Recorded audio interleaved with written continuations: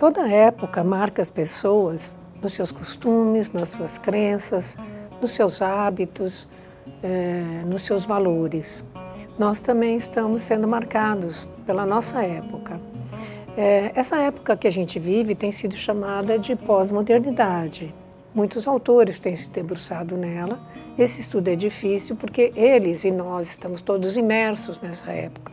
Então somos contaminados por aquilo que a gente está vivendo.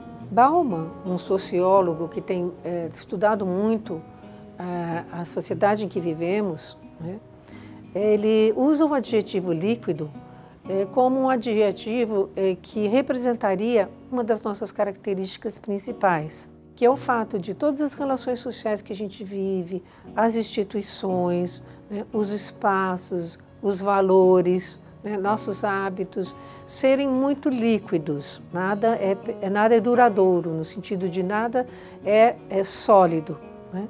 Então, o que quer dizer líquido? Líquido quer dizer que ele escorre, ele vem, penetra todos os espaços, mas ele vai embora logo. E logo pode ser substituído por um outro líquido. E deixa poucas marcas aonde ele passa, né? O líquido ele escorre, em vez dele ficar. Como nós vivemos as relações de trabalho, de amor, né? De perspectivas de vida, de valores, e todas elas se tornaram coisas líquidas na forma de serem vividas, né? Então, por exemplo, no trabalho, nós não entramos mais num trabalho pensando na carreira que nós vamos fazer lá adiante quando nós vamos se aposentar, né? Nos aposentar, como antes a gente fazia quando entrava numa empresa, né? Ou nas relações afetivas, antes a gente paquerava, namorava, noivava, marcava casamento, conhecia as famílias, casava, né? E tinha aquele princípio de que o casamento era para sempre. Essas relações mudaram muito hoje, né? Hoje a gente fica, a gente paquera, a gente fica, a gente junta, a gente pode desmanchar essa junção, né? Pode juntar com outra pessoa. Então, as formas de relações ficaram muito diferentes. As amizades também são diferentes. Antes nós tínhamos menos amigos e a elaboração para ter amigos era maior, né? Era um trabalho fazer uma amizade e manter a amizade. Hoje nós podemos ter 1000 amigos num Facebook, por exemplo, né? Mas é muito fácil desmanchar essas amizades, desconectar essas amizades, né? E assim também os valores. Antes os valores eram muito claros, às vezes definidos pela família, né? Eles eram muito duradouros, né? Eles vinham desde a criança, ela sabia como é que ela tinha que se comportar, no que ela tinha que acreditar, o que era considerado bom no seu meio, o que era considerado ruim, né? Hoje, esses valores também são muito pulverizados. Depende do meio, depende do ídolo, depende da influência, depende da moda, né? Então, os valores também se tornaram, né, múltiplos e pulverizados. O que é valor hoje, né, o que é valor para alguns pode não ser para outros, né? O que tira essa clareza, né, entre nós, né, quando antes isso poderia existir. Não que antes fosse melhor e que hoje é pior, mas era muito diferente, né? E as pessoas estão vivendo essa diferença, né?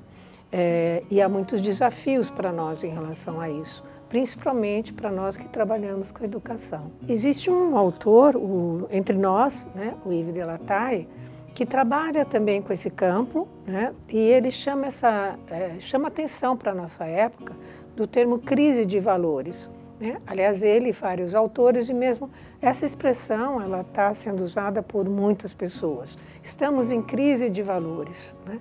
Mas o que quer dizer isso? La Taille chama atenção para 2 culturas que estariam muito predominantes dentro dessa crise. Uma seria a cultura da vaidade e outra a cultura do tédio. Na cultura da vaidade, o que ele chama atenção é a dependência excessiva das pessoas, que ele vai chamar de heteronomia, ao olhar do outro, né? Então as pessoas estão o tempo inteiro precisando de uma aprovação externa e as redes sociais, então as mídias, né, a internet, ajudam muito nisso e complicam muito nisso. Nesse sentido, o outro é visível, mas ao mesmo tempo ele também é muito provisório. As pessoas se desligam do outro muito facilmente. E aquilo que é valor em termos de ser o melhor, de ser o mais bonito, né, de ser o que dá mais fama, também é muito provisório, né? Vocês veem, por exemplo, os ídolos de televisão, como eles duram pouco, né, entre as crianças ou entre os jovens, né, ou qualquer outra pessoa, né? Na escola isso vai se refletir de diversas maneiras, a gente vai comentar isso, né? Mas, por exemplo, o bullying, ele pode ter um lado, né, que é influenciado também por isso. O autor de bullying, ele quer fama, né? Ele muitas vezes ele aparece quando ele faz o bullying. Então ele aparece como forte, né, como valentão, enquanto que a vítima de bullying muitas vezes concorda, né, com essa imagem de desvalor de si, porque aquilo que ela sente sobre ela não representa os valores que são tidos como melhores, né, naquele meio social. Como, por exemplo, ele não é o bonito, ele não é o alto, ele não é o mais esperto, e aí ele veste uma camiseta de desvalor. Lataille chama atenção também para a cultura do tédio. E o que ele quis dizer com esse termo, cultura do tédio? Ele quis dizer que nessa pulverização de valores, nessa falta de definição clara, as pessoas ficam sentindo um vazio, né? Nós falamos, por exemplo, que as pessoas têm dificuldade de definir uma perspectiva de vida, um plano para o futuro. Por quê? Porque tantas coisas podem ser que nada pode ser realmente. E tem sido feita muita distopia em relação ao futuro. Quer dizer, um medo do futuro, um futuro que pode ser pior do que é hoje, porque nada está claro, ninguém tem garantia nenhuma, né? Tudo é muito provisório, tudo é tão pulverizado, né, que pode-se não se acreditar em nada. E isso dá essa sensação de vazio, né, Lataille chama de tédio, né, que pode fazer as pessoas ficarem deprimidas, né?